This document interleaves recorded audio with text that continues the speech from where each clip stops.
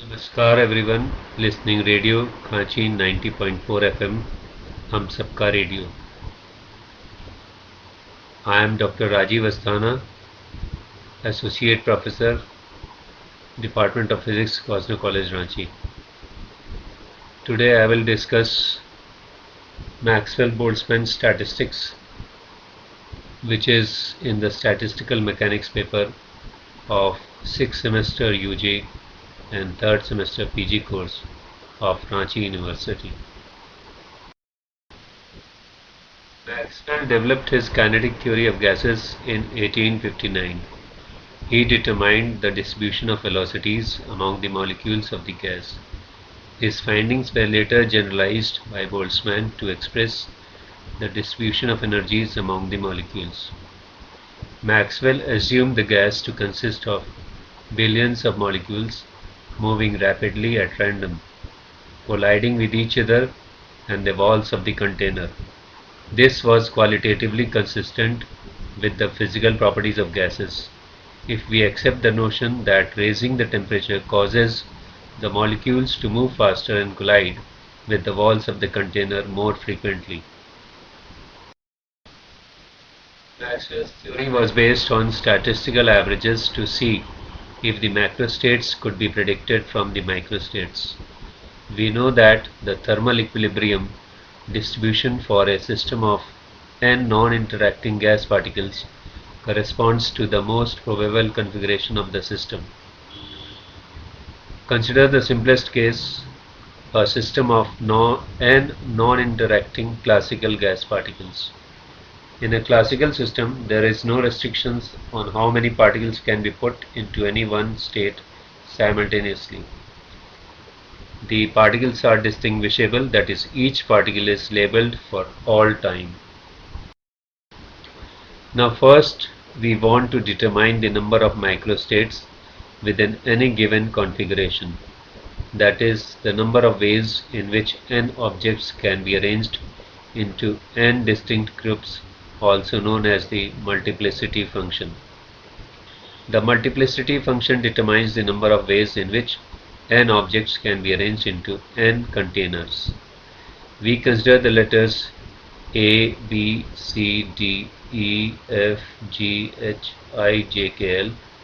These letters are to be arranged in 3 containers without replacement. Container 1 can hold 3 letters, container 2 can hold 4 letters, container 3 can hold 5 letters, as shown in the figure. Now for the first slot there are 12 possibilities, for the second slot there are 11 possibilities, for the third slot there are 10 possibilities, and so on. Hence the number of ways of partitioning the containers will be factorial 12 divided by factorial 3 into factorial 4 into factorial 5. This gives the value 27720. So in general, the number of distinct arrangements of n particles into n groups containing n1, n2 up to nn objects in the ith container will be factorial n divided by factorial n1, factorial n2 up to factorial nn. So the multiplicity function represented by the symbol capital Q is equal to factorial n divided by factorial n1 into factorial n2 up to factorial nn. Now this is also written in short as capital Q is equal to factorial n divided by the symbol pi. The limits are from I is equal to 1 to small n and factorial ni. Degenerate states are the different states having same energy level. The number of states available is known as degeneracy of that level. In the figure below we have shown the 3 energy levels, and in those levels there are each level has Gi degenerate states into which Ni particles can be arranged.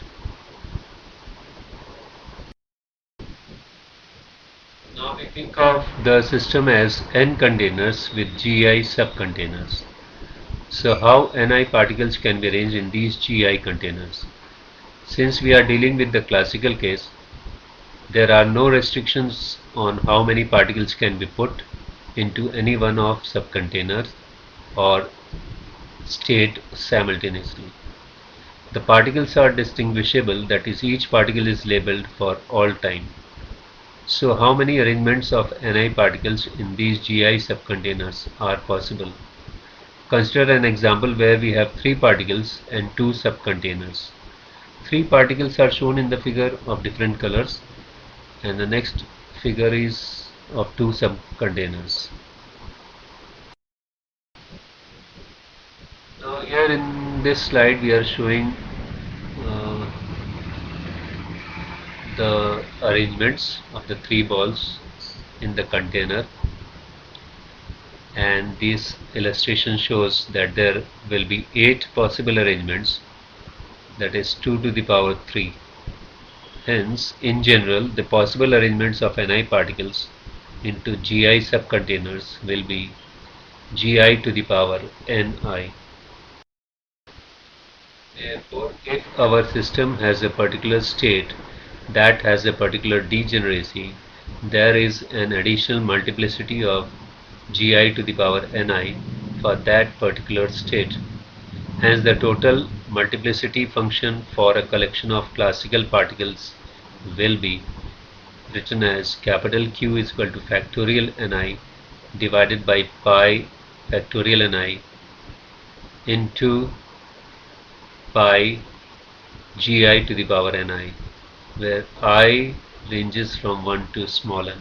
This is our equation 1. The equilibrium configuration corresponds to the most probable configuration of the system, that is, the configuration with the greatest multiplicity. To find the greatest multiplicity, we need to maximize Q subject to constraints. There are 2 physical constraints on our classical systems. First is the total number of particles must be conserved, and the second is the total energy of the system must be conserved. Constraint 1 implies phi is equal to summation Ni, I ranging from 1 to small n. This equals capital N, which is constant. Constraint 2 implies psi is equal to summation Ei Ni, I ranging from 1 to small n. This gives capital U, which is a constant. Now we take log of equation 1. So we will get log Q is equal to log factorial n plus summation Ni log Gi minus summation log Ni. This is equation 2. As we are dealing with very large value of x, that is 10 to the power 23 particles, so from Stirling's approximation we have log factorial x is equal to x log x minus x. Therefore, log Q is equal to n log n minus n plus summation Ni log Gi minus summation Ni log Ni plus summation Ni. This is our equation number 3. In order to maximize, we need to make use of Lagrange multipliers and constraints 1 and 2. Del over del Nj log Q plus alpha del phi over del Nj minus beta del psi over del Nj is equal to 0. This is our equation 4. As the derivatives of the first and second constraints will be 0, and multiplying them by constants does not make any difference. So now using equation 3 and equation 4, we will get del over del Nj within bracket n log n minus n plus summation Ni log Gi minus summation Ni log Ni plus summation Ni bracket closed plus alpha del over del Nj within bracket summation Ni minus beta del over del Nj within bracket summation Ei Ni, that equals to 0, equation number 5. Now taking the derivative, noting that capital N is constant and the only terms that are non-zero are when I is equal to j. Therefore log Gj minus within bracket 1 into log nj plus nj into 1 by nj bracket closed plus 1 plus alpha minus beta ej is equal to 0. Log gj minus log nj plus alpha minus beta ej is equal to 0. Therefore, we will get log nj upon gj is equal to alpha minus beta ej.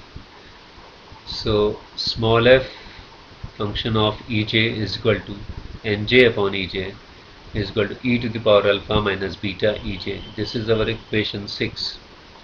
To find beta, we need to determine the total number of particles, that is capital N, in the system and the total energy capital E of the system. If the states are closely spaced in energy, they form a quasi-continuum and the total number of particles capital N is given by capital N is equal to integration 0 to infinity f e dE equation number 7, where capital DE represents the density of states function. It is equal to m to the power 3 by 2 square root 2e divided by h cross cube pi square. So, putting the value of d, we calculate capital N, which comes out to be capital N is equal to m to the power 3 by 2 square root 2 divided by h cross cube pi square e to the power alpha gamma 3 by 2 total divided by beta to the power 3 by 2. This is our equation number 8. Now, total energy E of the system can be calculated as capital E is equal to integration 0 to infinity capital E small f function of capital E capital D function of capital E dE. Now, using the value of small fe as shown on the slide and value of capital D, we will get capital E is equal to m to the power 3 by 2 square root 2 divided by h cross cube pi square e to the power alpha into gamma 5 by 2 divided by beta to the power 5 by 2. This is equation number 9. This is the expression for total energy of the system. The average energy per particle is calculated here. It is equal to 3 by 2 kBT. This is equation 10, where kB represents Boltzmann constant. Now, using equation 9 and equation 8, in equation 10 we will get capital E divided by N. Now we are putting the value here shown on the slide. That should be equal to 3 by 2 kBT. So, on further simplification, we will get the value of beta is equal to 1 upon kBT. That is our equation number 11. The value of alpha is equal to mu upon kBT, where mu is the chemical potential. But chemical potential is equal to Fermi energy EF. So we write alpha is equal to EF upon kBT. That is equation number 12. Putting the values of alpha and beta in equation f, small f function of Ej is equal to Nj upon Gj is equal to e to the power EF minus Ej upon kBT. We get Fej is equal to e ka power minus Ej minus EF upon kBT. That is equation 13. This distribution gives the number of particles in the jth state, where the jth state has the degeneracy Gj. Now, to find the probability of finding the particle in the jth state, we need to normalize. So, using constant 1 and Fe, our n capital is equal to summation Nj, that is equal to e to the power alpha summation Gj e to the power minus Ej upon kBT. From here we get e to the power alpha is equal to capital N divided by summation Gj e to the power minus Ej upon kBT. Putting the value of e to the power alpha in distribution function Fej, we get Nj is equal to Gj n upon summation Gj e to the power minus Ej upon kBT into e to the power minus E upon kBT. On normalizing, we will have Nj upon n is equal to Gj e to the power minus capital E upon kBt total divided by summation Gj e to the power minus Ej upon kBt. This normalized distribution is the probability Pj of finding the particle in the jth state with energy Ej. So Pj is equal to Nj upon N, that is Gj e to the power minus Ej upon kBt total divided by summation Gj e to the power minus Ej upon kBt, equation 14. Since J is a dummy index, the probability of finding a particle having energy Er can be written as Pr is equal to Gr e to the power minus Er by kBt upon summation Gj e to the power minus Ej upon kBt, equation 15. If the degeneracy factor is 1, that is no repeatable arrangements, the probability becomes Pr is equal to e to the power minus Er upon kBt total divided by summation Gj e to the power minus Ej upon kBt. The mean value of a physical observable y is calculated by following formula. Y bar is equal to summation Pr yr divided by summation Pr. Hence, mean energy of a system is given as E bar is equal to summation Er small e to the power minus Er by kBt total divided by summation e to the power minus Er by kBt, equation 16, representing mean energy of a system. The denominator summation small e to the power minus Er by kBt occurs very often every time a mean value is calculated in Maxwell-Boltzmann distribution. Since it occurs so often, it is given a special name, the classical partition function Z. So the classical partition function Z is equal to summation small e to the power minus Er by kBt, or Z is equal to summation e to the power minus beta Er. So we can write summation Er e to the power minus beta Er as shown on the slide is equal to minus del over del beta Z.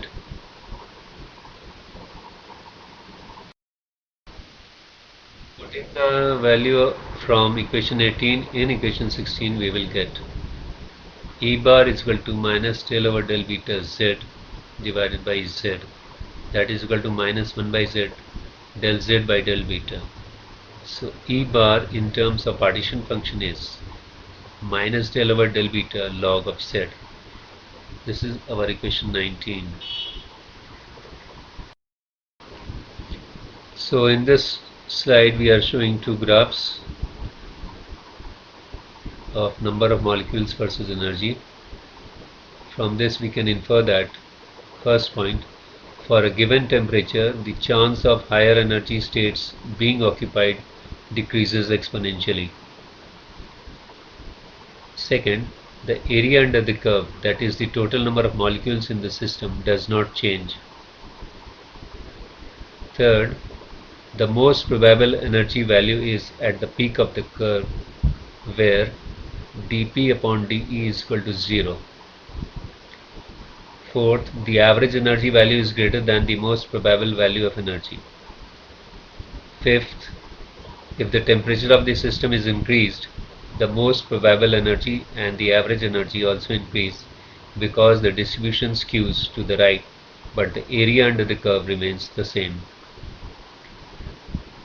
So here I conclude this lecture. Thanks a lot for listening it. Thank you very much.